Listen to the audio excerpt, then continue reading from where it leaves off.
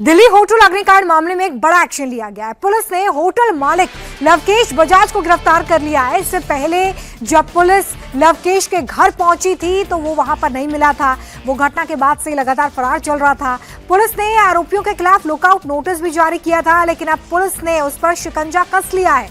लवकेश गिरफ्तार हो चुका है। सबकी बड़ी और अहम खबर आपको बता रहे हैं। लवकेश वही होटल मालिक है जहां पर आज सुबह आग लगी और 21 लोगों की जान चली गई। दिल्ली से मेरे सहयोगी संजय हमारे साथ जुड़ रहे हैं। सीधे संजय के पास आपको लिए चलते हैं।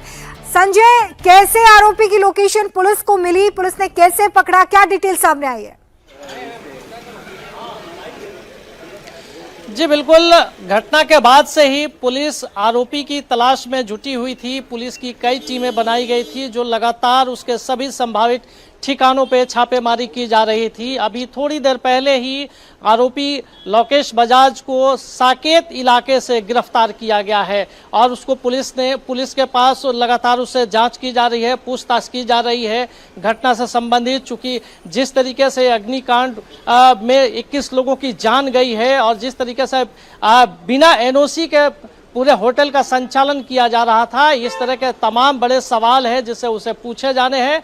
और सुबह से जब घटना हुई थी और उसके बाद से ही लवकेश अपने घर से फरार था, लेकिन पुलिस लगातार दबिशें दे रही थी। इसके परिवार के लोगों को भी ट्रेस कर रही थी। इसके जितने भी सर्किल में लोग थे उनको सर्विलांस पे लिया गया था। उसके बाद ये आखिरकार पुलिस ने शिकंजा कसते हुए इसे गिरफ्तार किया है और कल पुलिस इसे साकेत कोर्ट में पेश करेगी। उससे पहले आज पूरी रात लवकेश से पूछताछ की जाएगी। किसके तमाम पुलिस के पास सवाल है, चूंकि बिल्डिंग कंस्ट्रक्शन को लेकर, होटल के संचालन को लेकर तमाम ऐसी नियमों की अनदेखी की गई है जिसकी वजह से 21 लोगों की जान गई है, जिसमें विदेशी मुल्क के लोग भी शामिल हैं। फिलहाल इस घटना के बाद से ही इसकी तलाश में पुलिस जुटी हुई थी और वह लगातार उसके पूछताछ भी अब पुलिस उससे कर रही है।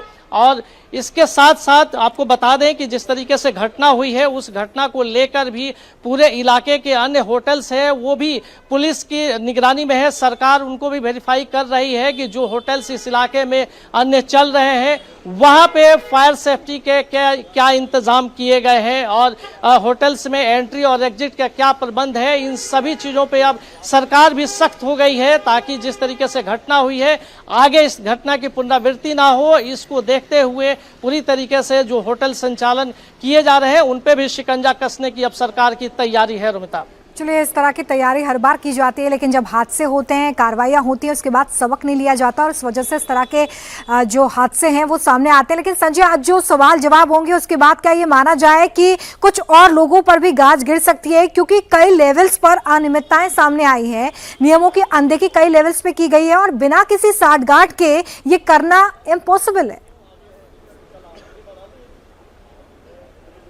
जी बिल्कुल रुमिता, ये जितनी बड़ी लापरवाही, जितनी अनियमितता देखी गई है वो बिना किसी सरकारी अधिकारियों के मिलीभगत के ये संभव हो ही नहीं सकता है।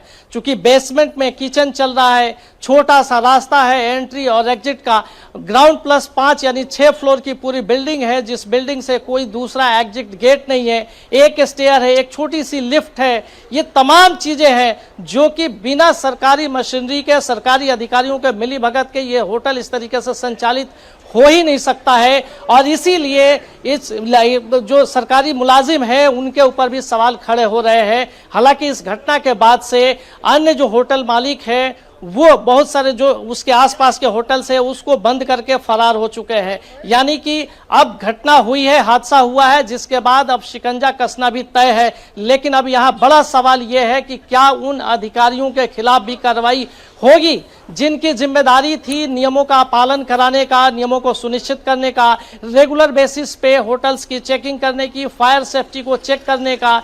ये तमाम ऐसी चीजें हैं जिसकी अनदेखी की गई है। अब सवाल खड़ा होता है कि क्या उन जिम्मेदार अधिकारियों के खिलाफ भी सरकार कार्रवाई करेगी।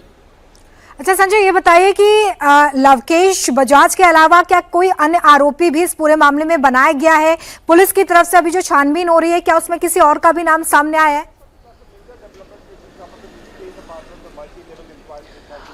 बता दें आपको कि लोकेश की गिरफ्तारी के बाद अभी ऑफिशियल स्टेटमेंट पुलिस का कोई नहीं आया, सिर्फ केवल गिरफ्तारी कंफर्म की गई है पुलिस की तरफ से। हालांकि बताया यह जा रहा है कि होटल्स में लोकेश के अलावा 2 अन्य पार्टनर्स भी हैं जिनकी तलाश की जा रही है, लेकिन पूरी जो एफआईआर लिखी गई है उसमें किस किस का नाम अभी दर्ज किया गया है ये अभी पुलिस ने क्लियर नहीं किया है। लेकिन जो सुबह से ही ये बात सामने आ रही है कि 3 पार्टनर मिलकर इस होटल का संचालन कर रहे थे, तो जाहिर सी बात है कि 2 अन्य की भी तलाश पुलिस कर रही है। चलिए उसको लेकर भी अपडेट लूंगी आपसे। संजय, आ रही हूँ आपके पास, लेकिन उससे पहले एक बड़ी खबर सामने आ रही है। दिल्ली के मालवीय नगर होटल अग्निकांड के बाद अब दिल्ली सरकार एक्शन मोड में नजर आ रही है। कल से पूरी दिल्ली में एक अभियान चलाया जाएगा जिसमें डीएम, एमसीडी, दिल्ली पुलिस और बिजली विभाग के अधिकारियों को मिलाकर एक टीम का गठन किया गया है। मालवीय नगर में 18 प्रॉपर्टीज को चिन्हित किया गया है। अभियान के दौरान खामियां पाए जाने पर सीलिंग की भी कार्रवाई होगी। बताया जा रहा है कि दिल्ली में 702 ऐसी प्रॉपर्टीज हैं जो बेड एंड ब्रेकफास्ट स्कीम के तहत रजिस्टर्ड हैं। अब उनकी छानबीन करना, ये तय करना कि वहां पर नियमों का पालन हो रहा है या नहीं, ये इस टीम की जिम्मेदारी होगी। और इसके पीछे की जो बड़ी वजह है संजय, वो ये कि आने वाले समय में राजधानी दिल्ली में इस तरह के हादसों को रोका जा सके। आज भी हम जब रिपोर्ट दिखा रहे थे इंडिया टीवी पे, तो हमने देखा कि कैसे इस होटल के अलावा आसपास भी ऐसे बहुत सारे होटल्स हैं जहां पर कुछ इसी तरीके की व्यवस्था है।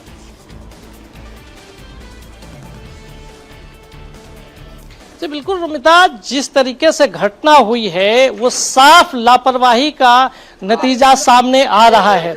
चूंकि इतनी ऊंची बिल्डिंग में, यानी कि 6 फ्लोर की बिल्डिंग में फायर सेफ्टी का कोई नामो निशान नहीं है।